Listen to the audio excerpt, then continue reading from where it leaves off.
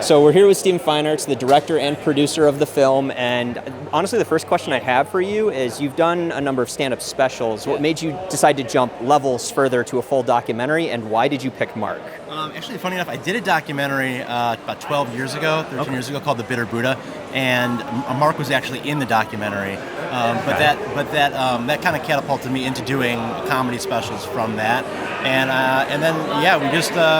Marc is such an interesting person, and there's so much, even he doesn't talk about on his podcast, that he was willing to open up to me about in the film, and it just felt like a great opportunity to make something interesting that people could see him from a different perspective, and it was a lot of fun to make.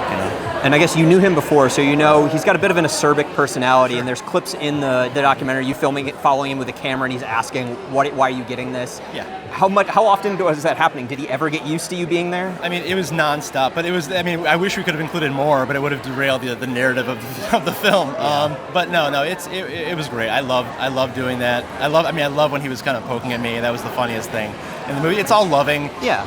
If you know Marc, you know that he's trying to get a rise out of you. He's giving you crap, but it's all out of love. And I wanted more and more of it. I thought it was great. But we broke down the wall of he knew me for a while. It was pretty easy to get in there and so get the real you Marc. weren't shocked by his behavior because you knew what you were going to get. Oh yeah, not at all. And one other question: when did you know you were done filming? You knew what the premise of the documentary was going to be, and what are you hoping people get out of it? It's a good question. We didn't really know when we were done for a while, so we filmed. I don't want to give much away, but we filmed towards the end of the special. His doing his special after Lynn Shelton had passed. And we filmed a little bit longer, another year after that, sort of the follow-up, and we got what we needed, more than what we needed. But we didn't really know what that final third act was going to be, but it kind of came out naturally.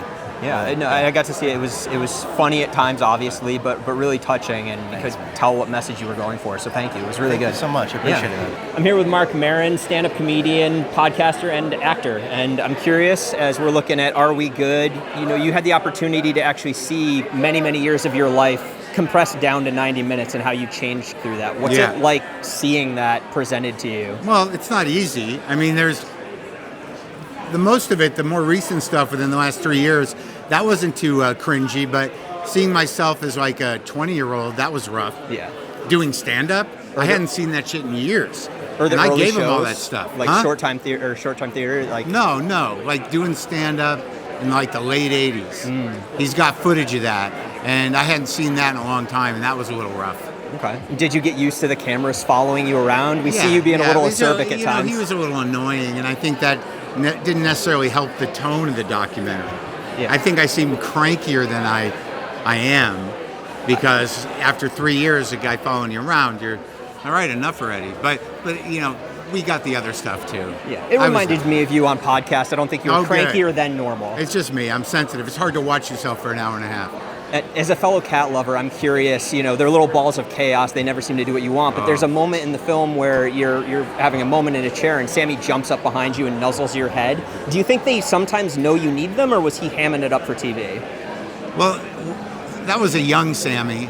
Okay. Sammy's not that guy anymore. Sammy, he doesn't like me that much. He likes me, puts up with me, but he's more of a cat.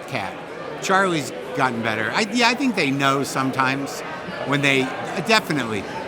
My older cats, they definitely know. Yeah. And one last question. There's a clip of you from the podcast with Andrew Garfield where you talk about grief surrogates, and it feels like you do that for a lot of fans of the podcast, and for the film, I kind of felt that way. Do you get that feeling of filling that role for your fans sometimes? Yeah, I do. Yeah, I mean, I know that I do. It's a hard thing. Yeah. It's hard now that we're ending the show, but I think they'll be all right. Yeah, there's a couple thousand episodes we can all tune back to find good. that. Yeah. Awesome. Well, thank you. It was a great movie. Buddy. Really enjoyed it. Oh, thanks. Thanks.